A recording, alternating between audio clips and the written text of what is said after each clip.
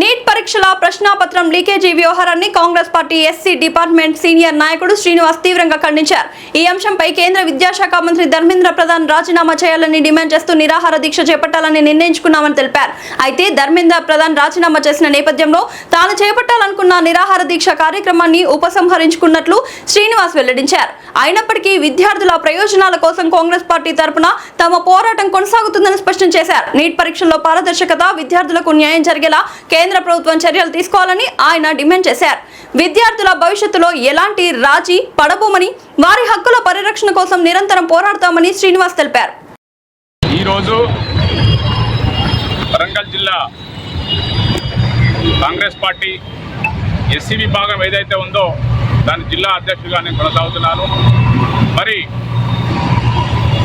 ఈ జిల్లా ఉన్నటువంటి 5 ఎమ్మెల్యేల సహకారంతో, మినిస్టర్ గారి సహకారంతో నేను ఒక 22 రోజులు కష్టపడి జిల్లా కమిటీ ఏర్పాటు చేయడం జరిగింది. ఇదే తీరుగా దేశంలో జరుగుతున్నటువంటి మోడీ, అమిత్ షాల యొక్క నిరంకుశ ప్రభుత్వానికి వ్యతిరేకంగా దేశవ్యాప్తంగా నీటి విద్యార్థుల యొక్క పరీక్షల లీకేజ్ వ్యవహారంలో జరిగిన పరిణామాలు మనకు తెలిసే విషయమే. అందుకు గాను రాహుల్ గాంధీ గారు, ప్రియాంక గాంధీ గారు, గౌరవ ఖర్గే గారు, మరి జాతీయ కాంగ్రెస్ నేతలంతా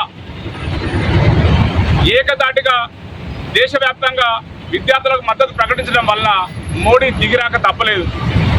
మరి మా వరంగల్ జిల్లాలో మేము విద్యార్థుల పక్షాన, నీట్ విద్యార్థుల పక్షాన మేము వరంగల్ జిల్లా ఎస్సీ విభాగం తరపు నుంచి మేము పెద్ద ఎత్తున ఒక్కరోజు నిరాహార దీక్ష కార్యక్రమం చేపట్టడం జరిగింది. ఈరోజు 27వ తారీఖు.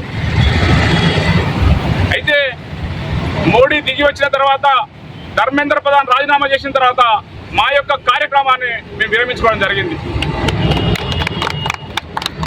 ఇంకా ప్రజా వ్యతిరేక కార్యక్రమాలకు పాల్పడ్డ ఏ కేంద్ర ప్రభుత్వం అయినా కూడా మేము ఖచ్చితంగా ముందుంటాం. మా దళితుల పక్షాన మేము దాన్ని వ్యతిరేకిస్తాం, విద్యార్థుల పక్షాన ఉంటాం. రాహుల్ గాంధీ గారు ఈరోజు కాంగ్రెస్ ఖాతాలో వేసుకోలేదు, విద్యార్థుల విజయం అని చెప్పడం జరిగింది. ఇది డెమోక్రసీ విన్ అని చెప్పడం జరిగింది. కాబట్టి మా పక్షాన మేము మా పోరాటం ఆగదు.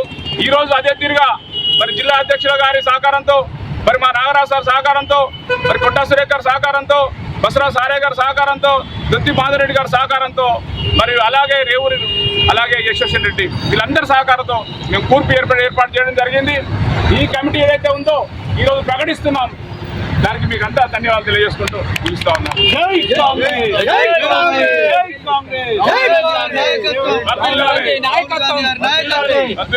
సోనియా గాంధీ గారి నాయకత్వం, ఖర్గే గారి నాయకత్వం, జై కాంగ్రెస్, జై కాంగ్రెస్, రాహుల్ గాంధీ గారి నాయకత్వం, రాహుల్ గాంధీ గారి నాయకత్వం, జిందాబాద్ జిందాబాద్, జిందాబాద్ జిందాబాద్,